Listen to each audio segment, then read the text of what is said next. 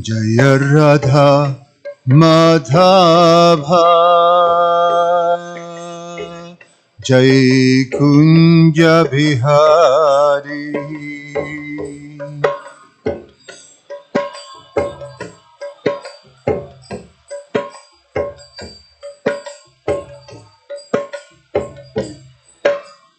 Gopi Jana Bhalabha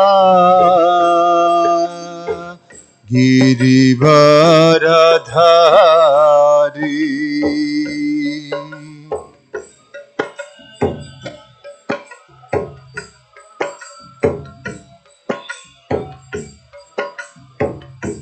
Jaya Gopi Jana Bhalabha Jaya Girivardhari Jaya Girivardhari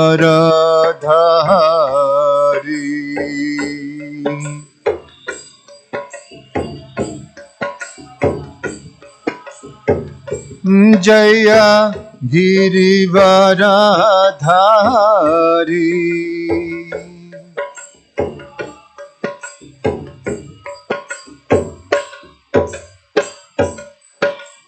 Jashoda Nandana Jaya Braja Jana Ranjana Jaya Braja Jana Ranjana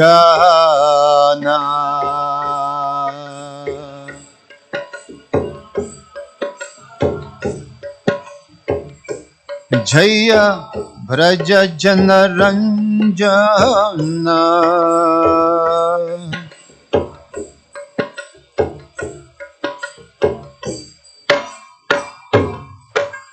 Jashoda Nandana Jaya Braja Jana Ranjana Jaya Braja Jana Ranjana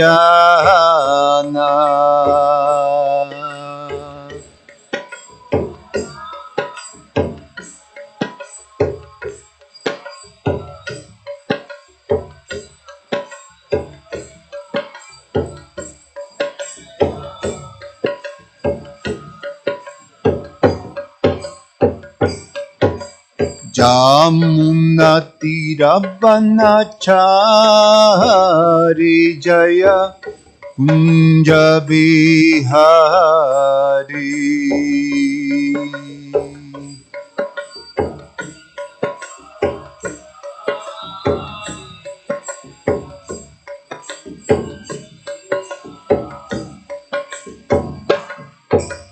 Jamuna Tiravanachari Jaya Kunja Bihari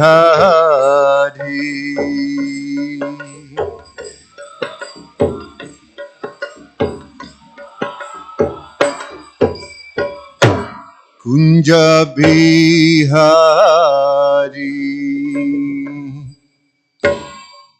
Jayam Vishnupad Paramahansa Parivrajagacharya Ashtotarashata Shishimadhi Sevaingre Seisi Bhaktivedanta Swami Shila Prabhupada Ki Ananta Koti Vaishnava Vrinda Ki ISKCON Founder Acharya Shila Prabhupada Ki Grantarash Shiman Bhagavatam Ki Nitai Gaura Premanandi Oh glory to the assembled devotees Oh glory to the assembled devotees Oh glory to the assembled devotees Oh glory to Shishiguru and Shiguranga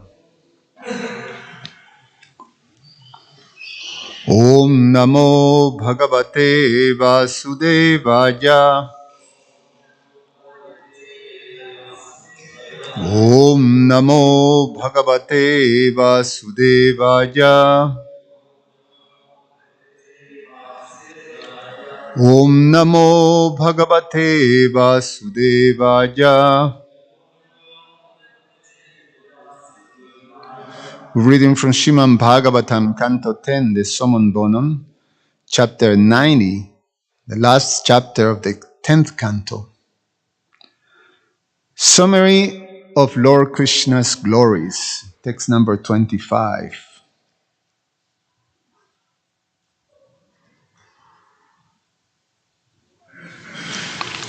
Sri Sukha Uvacha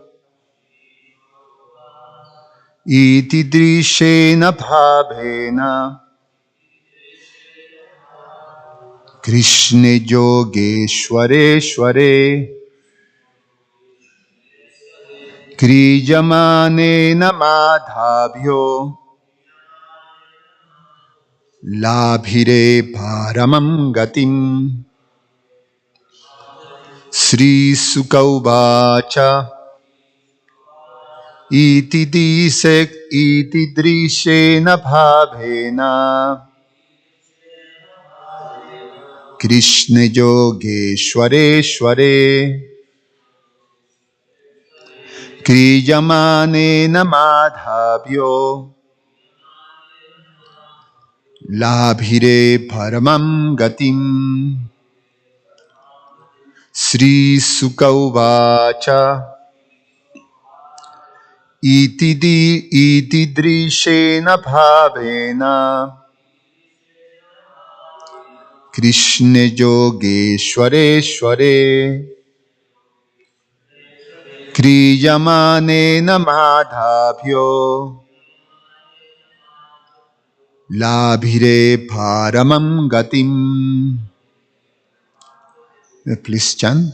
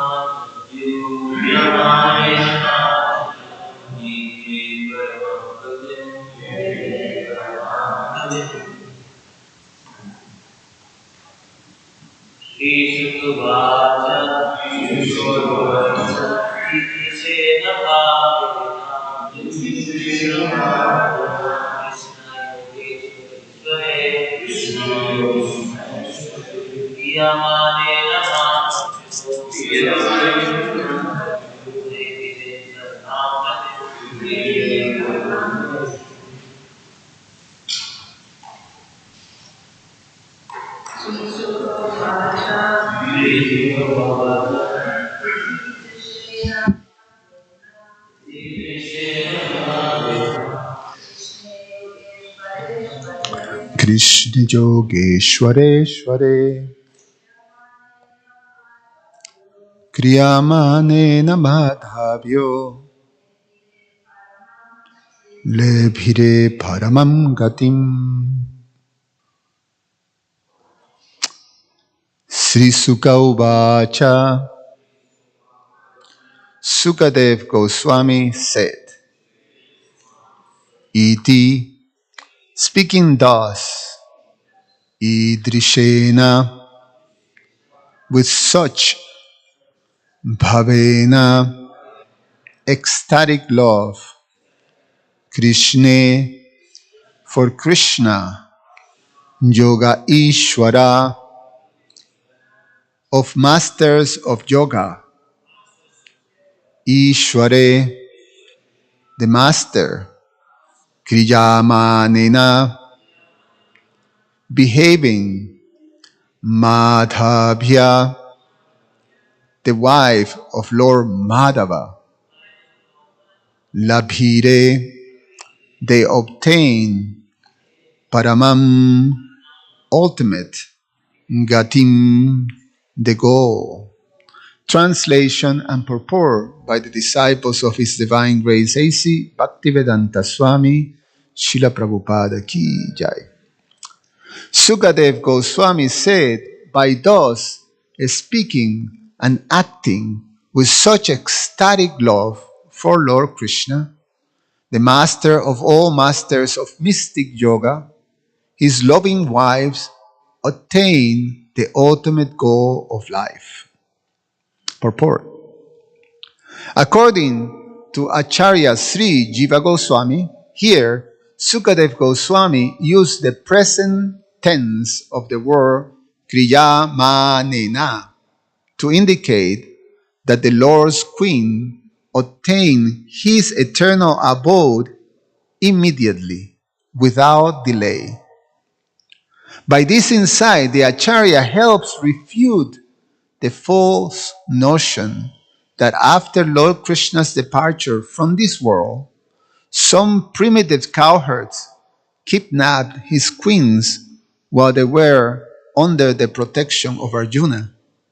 In fact, as the self-realized Vaishnava commentators elsewhere explain, Lord Krishna himself appeared in the guise of the thieves who abducted the queens. For further information on this subject, see Srila Prabhupada's purport to Srimad Bhagavatam, Canto 1, Chapter 15, text number 20. Srila Vishwanath Chakravarti remarks that the supreme goal obtained by this exalted woman was not the liberation of the impersonal yogis, but the perfect state of prema bhakti, pure love and devotion. Indeed, since they were already imbued with divine love of God, from the very beginning they possessed transcendental bodies of eternity, knowledge, and bliss, in which they were fully able to relish the pleasure of reciprocating with the Supreme Lord in his most intimate, sweet pastimes. Specifically, in the opinion of Srila Vishwanath Chakravarti, their love of God matured into the ecstasy of madness in pure love, bhavam mada, just as the gopis' love did when Krishna disappeared from their midst during the rasa dance. At that time, the gopis experienced a full development of ecstatic madness, which they express in their inquiries from the various creatures of the forest, and in such words as Krishnoham pashyatagatim, I am Krishna, just see how gracefully I move. This is from the Srimad Bhagavatam, Canto 10, Chapter 30, text number 19. Similarly, the vilas, or flourishing transformation of the ecstatic love of Lord Dwarkadisha's principal queens have produced the prema vaichitriya symptoms they have exhibited here. Om Jnana Timirandasya Jnananjana Shalakaya Chakshur Ummilitam Jena Tasmai Sri Guruve Namaha. Nama Om Vishnu Padaya Krishna Prasaya Bhutale Srimate Romapada Swami Iti Namine. Nama Om Vishnu Padaya Krishna Prasaya Bhutale Srimate Bhaktivedanta Swamin Iti Namine. Namaste Saraswate Deve Gauravani Pracharine Nirvishesha Shunyavadi Pashatya Deshatarine Vanchakalpa Tarubhyascha Kripa Sindhu Vyaevacha Patitanam Pavanebhyo Vaishnavebhyo Namo Namaha.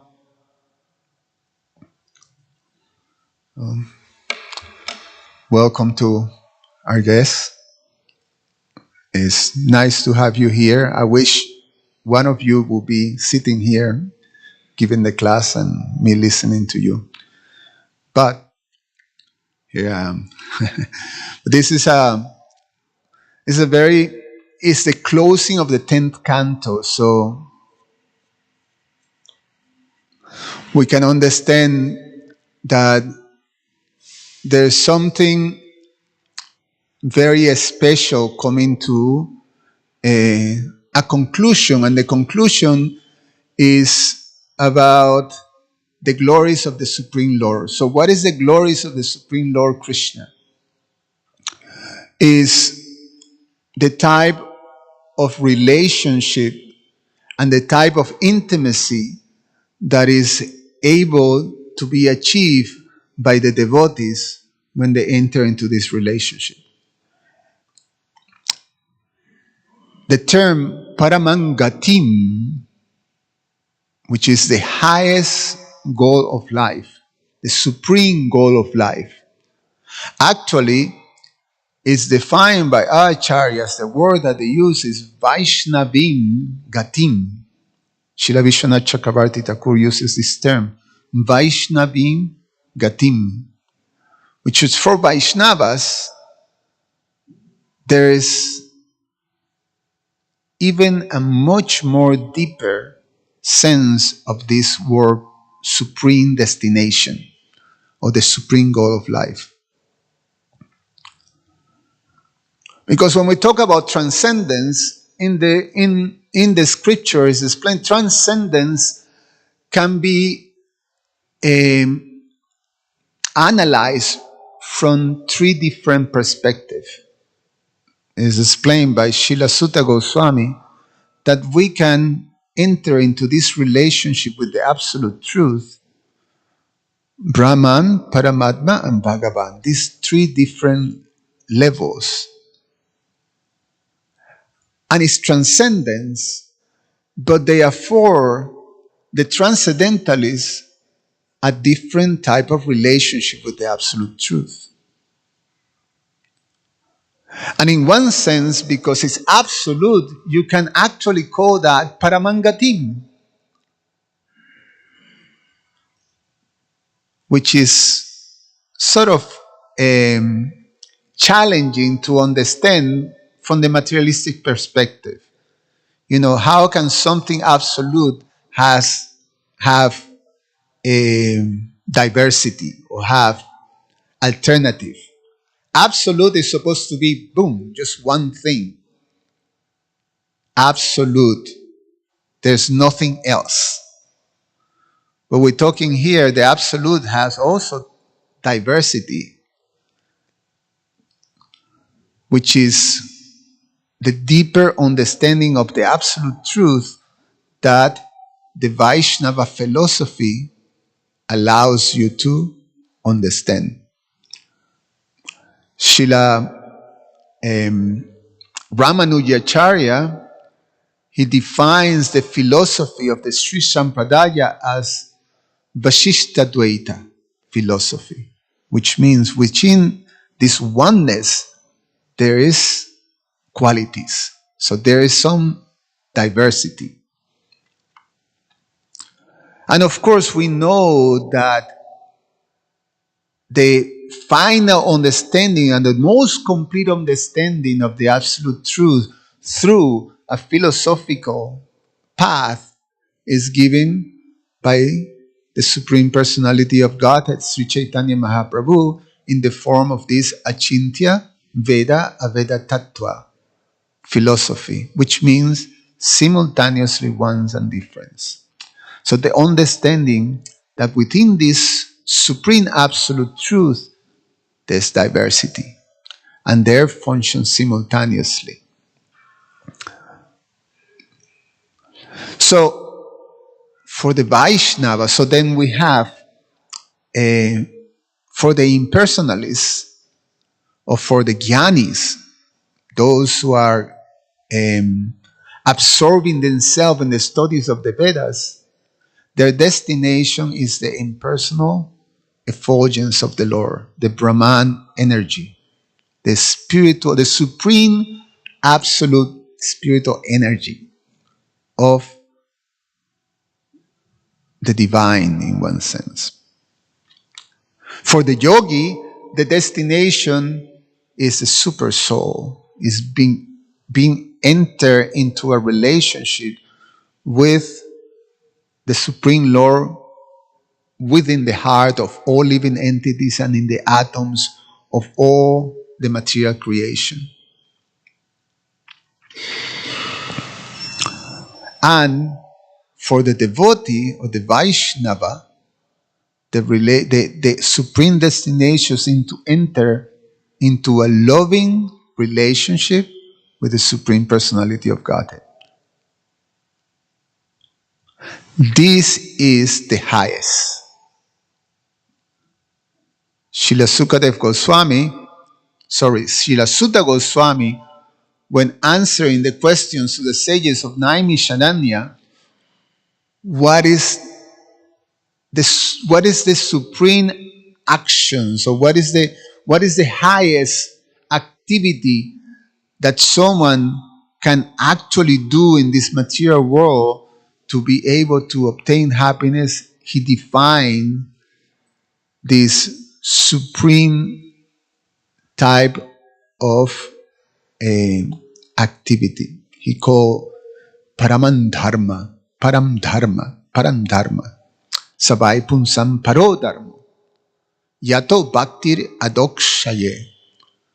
This loving relationship, this supreme action, in one sense, actually even going deeper, because the wonderful thing of Sanskrit is that give us this, there's so many layers that are there that one can go deeper. So the word dharma not only refers to action, to duties, religion, but also refers to the essence. The essence. So the supreme essence of the living entity is this loving relationship with the personality of God. So the definition of this loving relationship is called prema bhakti. Prema bhakti. And this is the destination or the supreme goal of the Vaishnava. Vaishnava Gatim.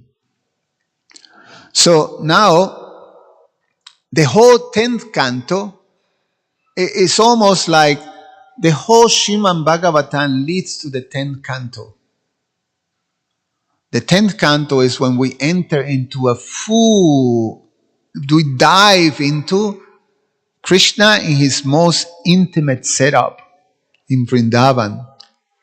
And also we hear Krishna in the intimate setup in Dwarka. So these two are there. And in both, in different levels, the highest is in Vrindavan, because it's where Krishna exhibits the highest type of intimacy. But in Dwarka also, and in Dwarka, the highest exhibition of this intimacy is with these queens. So in other words, the 10th canto is a celebration of this Prema Bhakti. It's all about the loving relationship of the devotees with the Supreme Lord.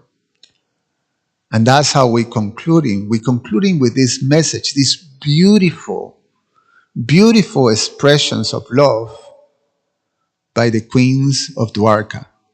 16,108 of those queens of Krishna, they're expressing this very beautiful, poetic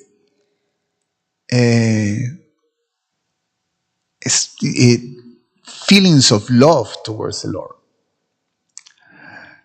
Now, so is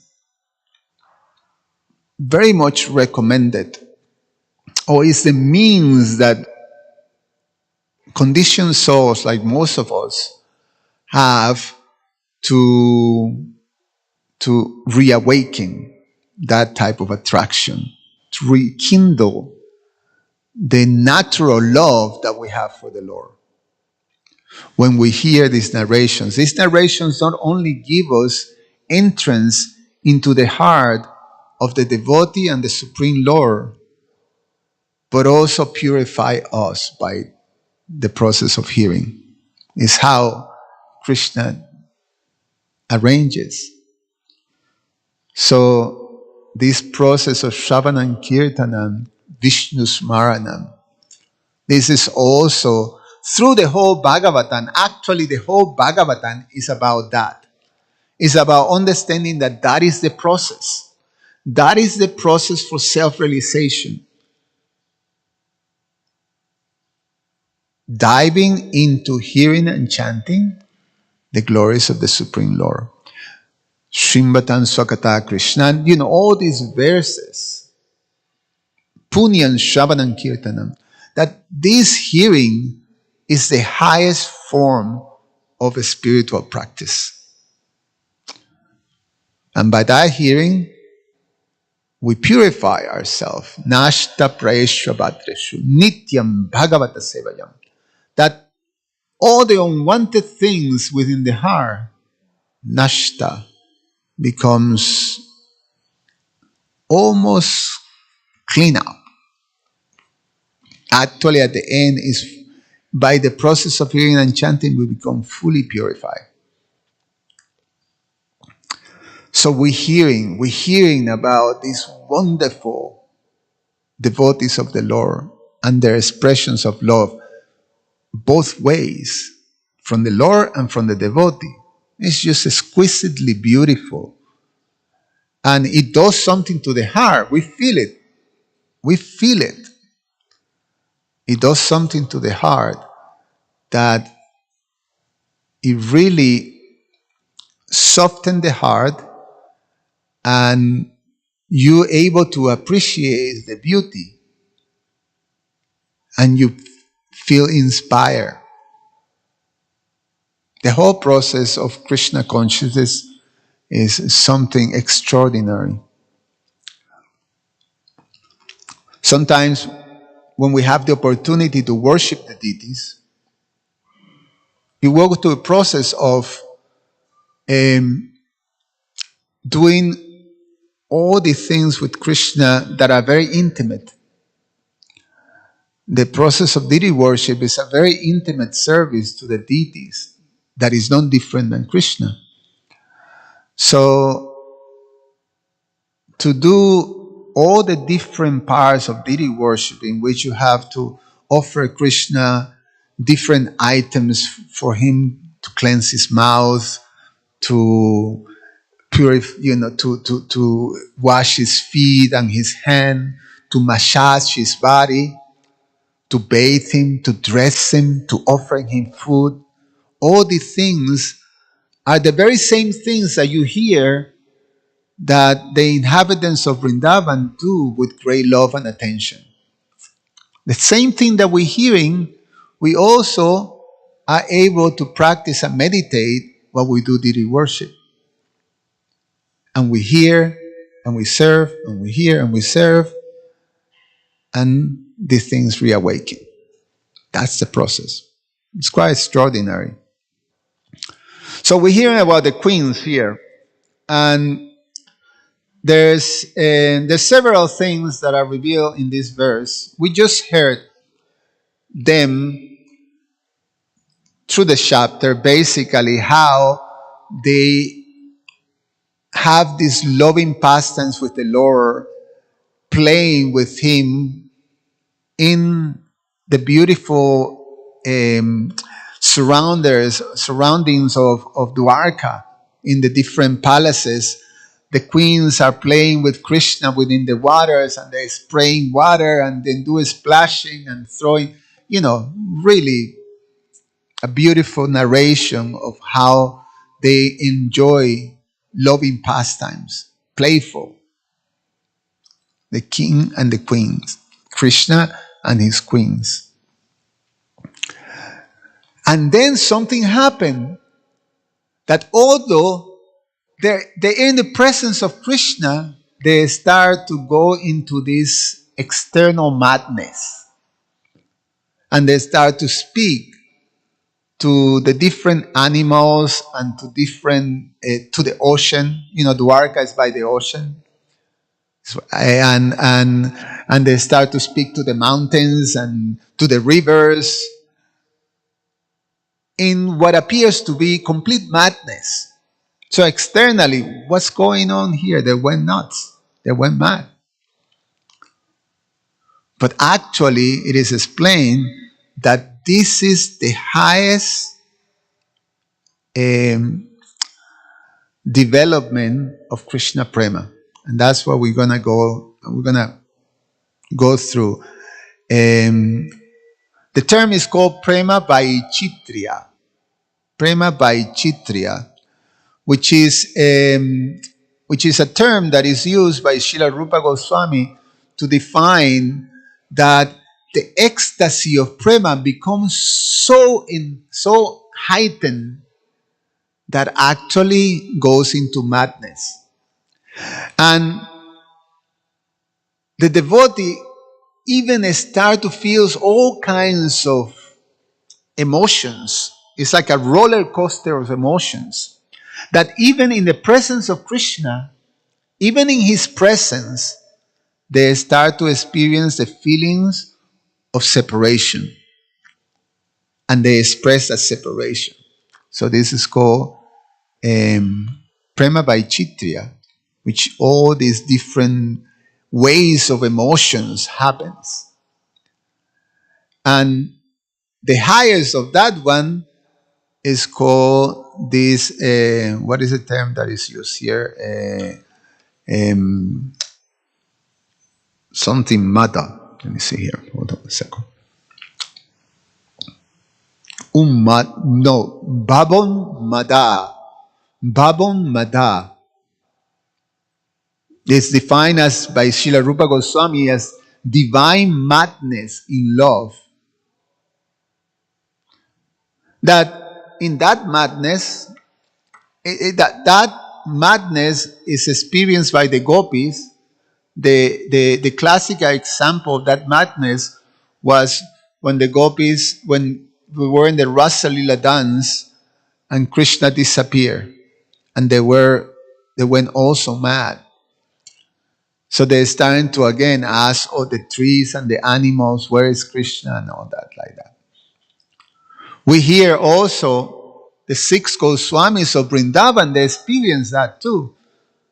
In the six Goswami Ashtaka, they're going through different forests like crazy, asking also all the trees, where is Krishna? Where is Krishna?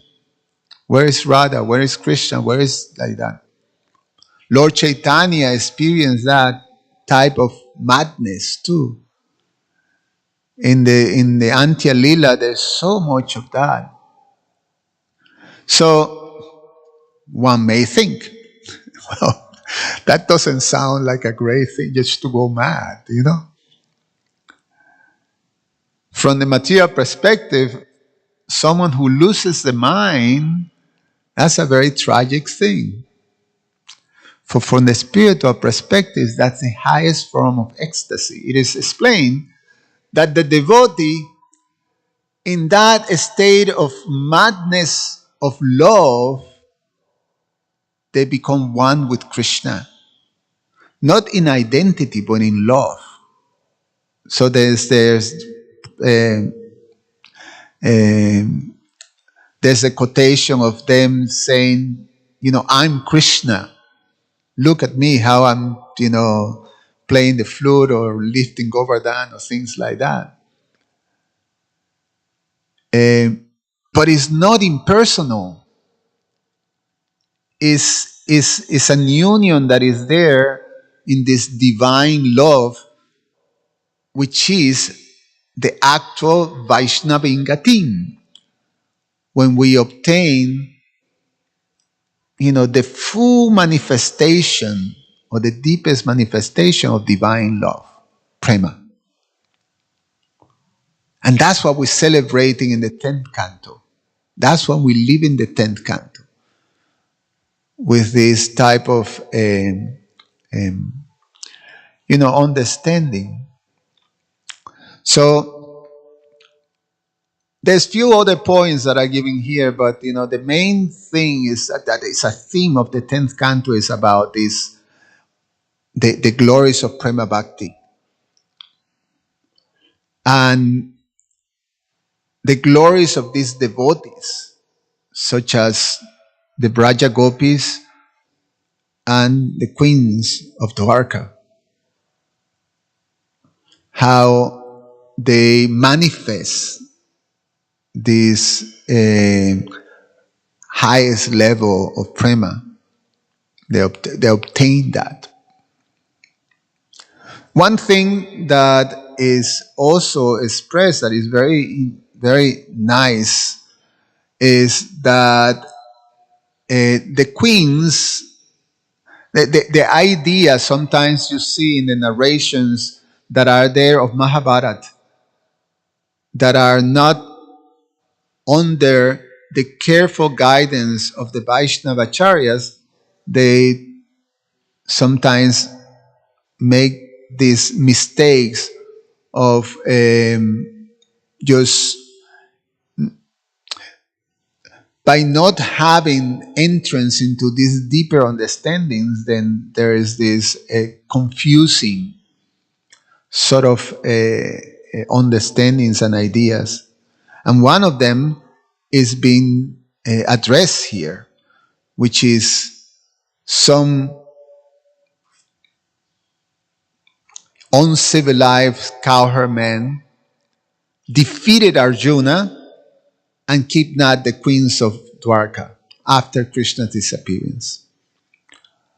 So this is refuted by the Vaishnavacharyas on the strength of what is being narrated in this verse. The one is that these queens, it is explained that they immediately obtain this highest perfection and they were automatically liberated. They have this Vaishnavingatim, or this the term Paramangatim. So there's no question that something else happened with them and they obtain something else. It's already there. So the whole understanding to solve what appears to be a very confusing thing is that the Lord Himself made that arrangement. Prabhupada explains that, as it says here in the purport of in the 15th chapter of the first canto, where Arjuna came back to Dwarka after Krishna's disappearance, and Maharaj Yudhisthira was already sensing that something terrible had happened, and he was fearing that Krishna had left the world. And that got confirmed when Arjuna arrived, and Arjuna narrated that here he is, the same Arjuna, powerful, arguably the most powerful warrior. And here's the same Gandiva, the great bow that he wielded, in which he defeated all the greatest uh, uh, warriors of the world, and he was defeated by a whole bunch of uncivilized, uh, low class thieves. It's not possible. So the explanation is that impossible situation happened because it was Krishna's arrangement to actually take their queens. And there's a whole thing, I'm not going to go into that one, but if you go through Srila Prabhupada's purport, and even if you have access to Srila Vishwanath Chakravarti Thakur's purport on the verse on the first canto, 15th chapter, he explains, he brings out the narrations of some other shastras in which he give a much more background of how this Krishna's arrangement took place. But at the end, the understanding of the revelation by the acharyas is that Krishna made that arrangement himself to take the queens with him. Krishna's arrangement are very creative and at time, puzzling for materialistic people. His pastimes are like that. We are very fortunate to have the great Vaishnava Acharyas who allow us to have entrance into a very deep understanding of these pastimes of the Lord. And always have access to the deeper meanings and teachings that are relevant and applicable to us. So that's one point. The other one that is made is the destination of the devotees. The destination of the devotees is Prema Bhakti, and we can look forward to that. We are being given by the Vaishnava Acharyas a ticket to go into this Vaishnavigatim, and which is quite extraordinary. So I have a few more minutes, and I'm going to read to you something from Srila Rupa Goswami's teaching on these different levels of prema that leads to this state of babon mada, which is this madness, which is the highest manifestation, and what Srila Rupa Goswami explains. This is from the Ujjvala Madhava.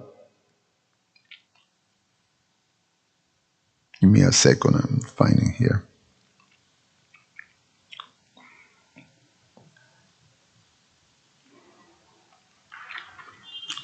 So these are the levels of bhakti leading to prema. In the Ujjvala Nilamani, Rupa Goswami outlines an unfolding sequence of deepening ecstatic emotions that rise in the heart of a pure devotee. These are not mere stages, but ever-expanding experiences of divine love for Krishna. These culminate in a kind of transcendental madness known as Babon Mada. So he goes from the very beginning, that is what is relevant for us. We start with Shraddha, the 9 stages of devotional service, the evolution. So we start with Shraddha. Shraddha, initial faith in devotional practice. Sadhu Sangha, association with advanced devotees. Bhajana Kriya, regulated devotional service. Anartha Nivritti, clearing of unwanted habits. Nishtha, steady and unwavering devotion. Ruchi, taste for devotional practices. Ashakti, deep attachment to Krishna. Bhava, the initial stage of ecstatic love. So bhava is where we start to experience the first rays of prema. So it's defined like that. A ray of prema, the heart becomes soft, devotional symptoms manifest like tears, trembling, still a developing condition. So it's the beginning. It's like the dawn, and the illumination starts. Then comes prema, pure love of God. And prema is defined the most intense, selfless, and ever fresh. Krishna completely owns the devotee's heart in the stage of prema. Now, Srila Rupa Goswami goes to define deeper stages of prema. So prema has even some deeper evolution. So these are refinements of prema seen in the topmost devotees. So the first stage is called sneha, melting affection. The heart becomes soft like butter. Separation increases attachment. Then mana, loving jealousy and sulky anger, not due to ego but arising from deep intimacy. Pranaya, the next one, feeling of oneness and uninhibited trust with Krishna. Barriers vanish. Raga, deep passionate longing. The love itself controls the devotee. Anuraga, renew freshness in love at every moment. Krishna seems newer at every glance. And the last one, Vavo Madha, Bhavon Madha, divine madness in love. Logic disappears. The devotee may forget their own identity. So this is the stage of that madness. These stages are not linear, but layered, dynamic, and often overlap. At the stage of Anuraga and Bhavon Madha, Prema Vaichitria, variety of loving expressions become especially pronounced. So this is what we're hearing here, these stages of Prema Vaichitria, when again, these different roller coasters of emotions that happens in the devotee. So here's the context of these queens when they inquire to understand this concept of prema by chitria, and it comes very clear when the queens are the queen's inquiries to the birds and animals and the different rivers and oceans that we heard before. After Krishna withdrew his earthly pastimes, his queens enter into deep separation with Pralamba. In Srimad Bhagavatam, well, actually, no, in this case, Krishna was not.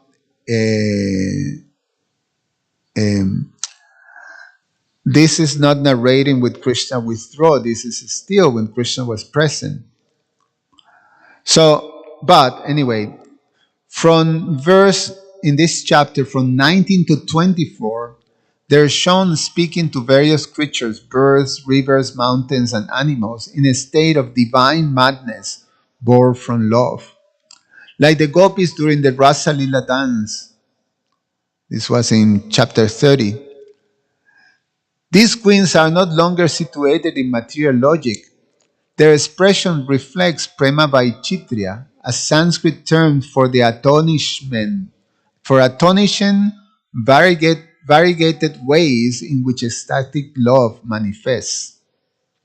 Examples of prema vaichitria in queen's behavior: talking to an osprey. How do you say that? Osprey? Osprey. Have you seen our Lord who walks like an elephant? He must have passed by enchanting awe with his glances. Questioning the swan, you seem joyful. Are you carrying a message from our beloved? And speaking to the river, your wave seems restless. Are you agitated by separation from the Lord? These are not hallucinations or symbolic metaphors. Rather, they are genuine, transcendental emotional states, bhavas, that emerge when prema becomes overwhelmingly intense and takes poetic, exaggerated, or dramatic forms. It's very nice, no? The queens are not mad in a mundane sense. Their madness, mada, is sacred because it arises from absolute selfless love.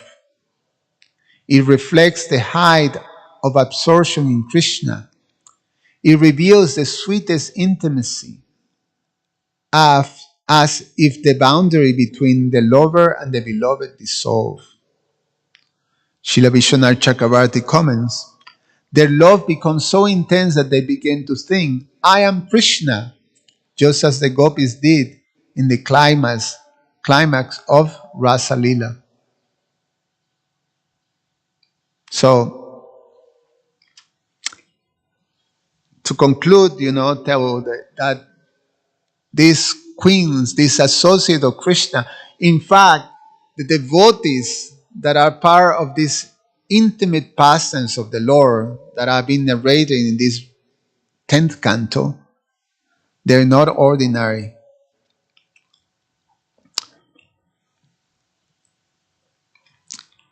Most of them are actually Swarup Shaktis. They're the energies of the Lord. We all energies of the Lord in one sense, but these are a manifestation of this energy expansion. They're expansions of the Lord, Ladini Shakti, and these other Shaktis that are there. So they're not ordinary. They're actually quite extraordinary devotees. And although sometimes their external behavior is like childlike, poetic, or irrational, what is showing us is a true bhakti that goes beyond mind and intellect, logic, all this stuff. It's just about this pure love. And in one sense, for us, Vaishnavas, it is understood that that's what we're looking for. That's what we're looking to achieve. We don't necessarily, although for the purpose of presenting the philosophy, we study. But our goal is not to dive into this,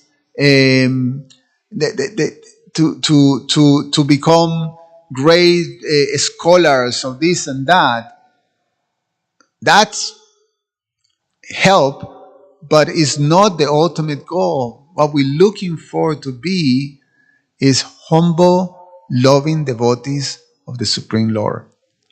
And if we can, we pray to have even a drop of the prema that is manifested by these devotees that we hear in these beautiful narrations. So anyway, some thoughts. Any comments or questions, dear Prabhus?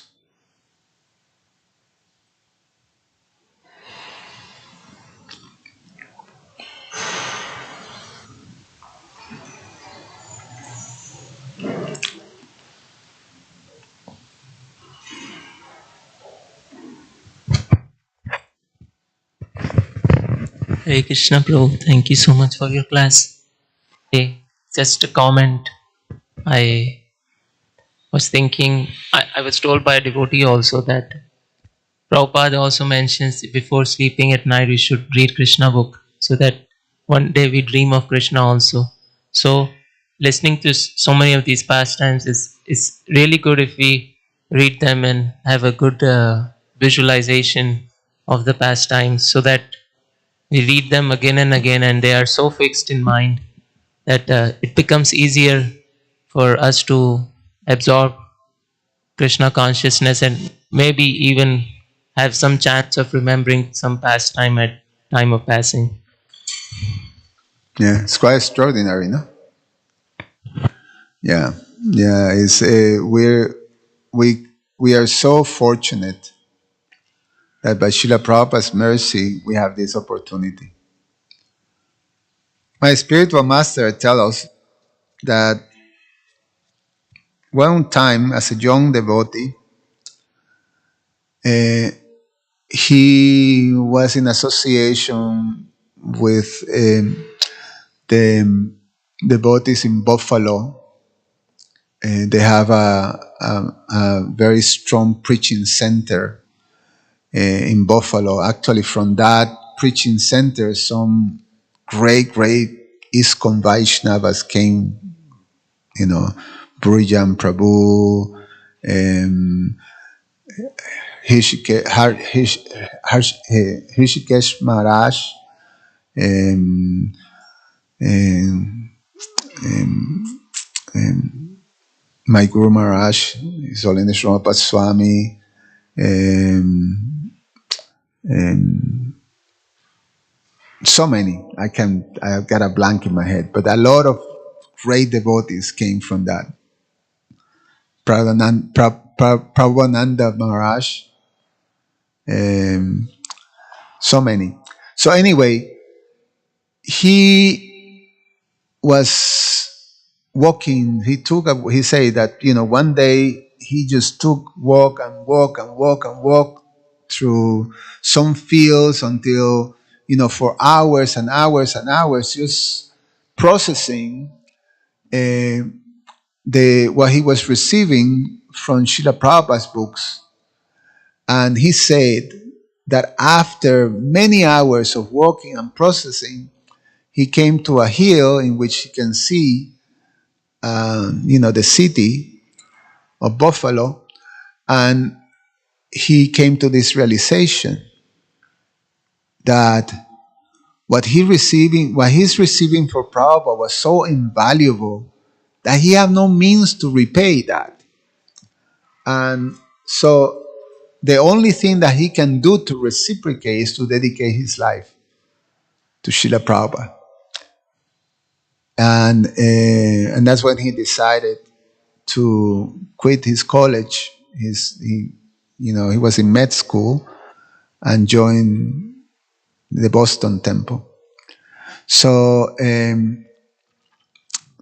the what we're receiving is inconceivable. Like I share with all of you, we just came from this retreat in Gitanagari. The retreat theme was Krishna in Vrindavan, appreciating Krishna in Vrindavan. And we have talks from His Holiness Ramapat Swami and from Guruda Prabhu. And Guruda Prabhu, he spoke on the Rasa Lila dance and the significance as the highest expression in our philosophy, is the highest manifestation and narration of this divine love, this Krishna Prema. That's the top. He was explaining. He explained that, when he was doing his dissertation in for his PhD in the Harvard Divinity School, his teacher, or the person who was supposed to, oversee, the teacher who was supposed to oversee his dissertation, then asked him, so what is the highest, just like, for Christians, the crucifixion is the highest, manifestation of the teachings of Lord Jesus. Or for this is like that, and for that is like that. For the Vaishnavas, or the Gaudiya Vaishnavas, what is the highest? And he went he says that he started to very quickly process, okay, Lord Chaitanya, this and that, and all led to understand that the highest manifestation, the highest thing, is that Rasalila Mandala. That's where the highest manifests. And Lord Chaitanya say that the worship of the gopis is the highest, right? So so then from there he have spent his whole life as a scholar, sort of going deeper and deeper and deeper into the meanings of the Rasa Lila dance. being very careful, you know, to not to understand it in a very holistic way. It's just fantastic. Really, really. I mean, I recommend to all of you to listen to those classes. You know, the whole retreat, because it complement each other. His Holiness Rupa Swami and His Grace Garuda Prabhu. Incredible. Uh, we were Krishna Archana and Lochan Prabhu. We had the fortune to be there, but you can hear it, and yeah, he's playing the tremendous fortune that we have. That in fact, he quotes Srila Prabhupada saying that the destination that we have is to enter into that dance. Now you process that. The destination that me and you and each one of us has as followers of Srila Prabhupada and followers of Lord Chaitanya is that we are to enter that Rasa Mandala. Now, you process that.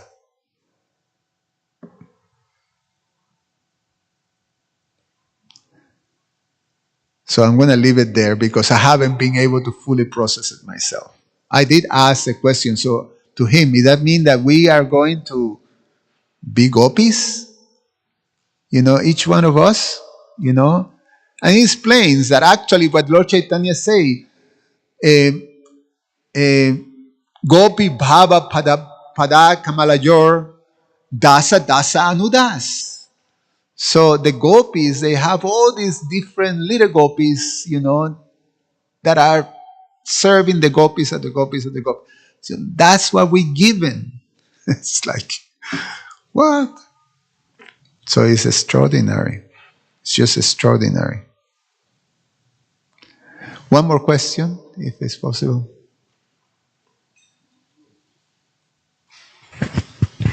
Thank you for the class, Prabhu. You mentioned the devotees go through a roller coaster of emotions. How do we recognize that, you know, we're going through this roller coaster of emotions? Just speak on that a little bit. I can't say much on that. That's way over my head. But what we read is that in these highest stages of love, then you start to lose sense of logic and things like that. And even in the presence of Krishna, you start to feel that you're separated from Krishna. We know in our home we have a big picture of this lake in Vrindavan called the Prema Sarovar. And there's a passage in Prema Sarovar that there is Shrimati Radharani sitting next to Krishna, and she just this roller coasters of emotion was triggered by Madhu Mangala saying to Krishna and to her that a bee has gone. But the words that he used is Madhu has gone, it has left. Madhu has left. So he was saying, yeah, the bee who was, you know, doing all kinds of things, and, you know, he chasing away and then he's gone. So she heard, Madhu has left, sitting next to Krishna, and she went into this madness, feeling separation. He just started to cry with no, and with so much intensity that a lake is starting to form. And Krishna also starting to cry by seeing her crying like that with those feelings. But I'm here, and she couldn't get out of that.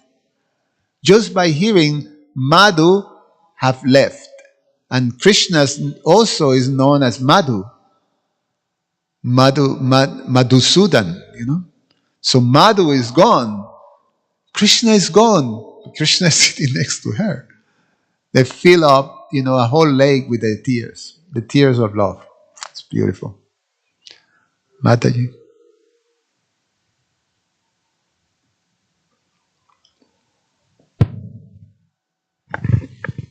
Thank you for the nice class.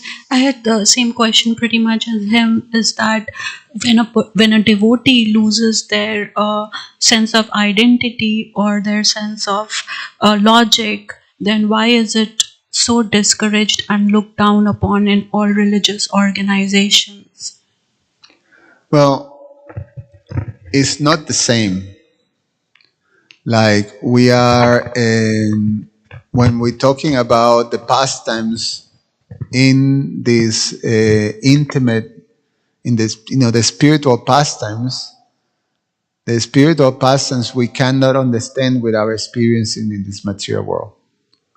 So that's a principle. So, like I was saying in the beginning, what is the in this material world is a tragic thing when someone loses his mind. In the spiritual world, it's the highest form of ecstasy. It comes from a different space. In the spiritual worlds, the losing or going into those stages of madness are from pure love.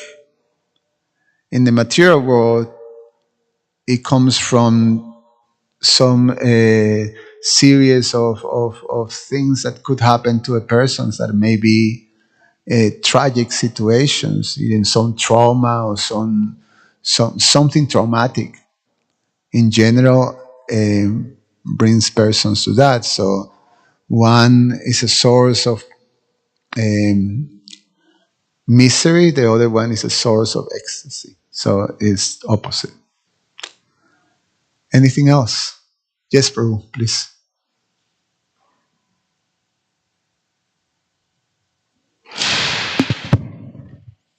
Hare Krishna. So thank you for the wonderful class.